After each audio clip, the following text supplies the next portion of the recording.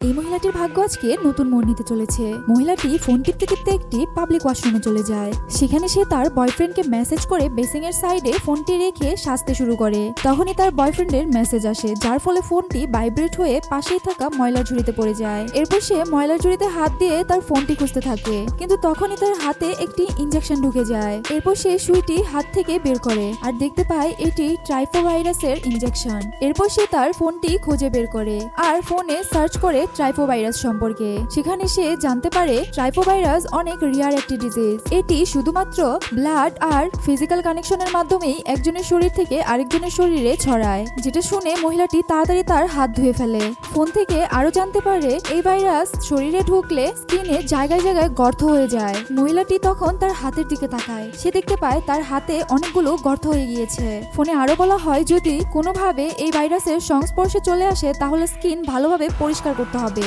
মহিলাটি সাবান দিয়ে ভালোভাবে ঘষে তার হাত পরিষ্কার করার চেষ্টা করে, কিন্তু তখন সে দেখতে পায় তার পুরো হাতে গর্ত গর্ত হয়ে গিয়েছে। এটা দেখে মহিলাটি অনেক ভয় পেয়ে যায়। নেক্সট পার্টের জন্য লাইক এন্ড কমেন্ট করুন।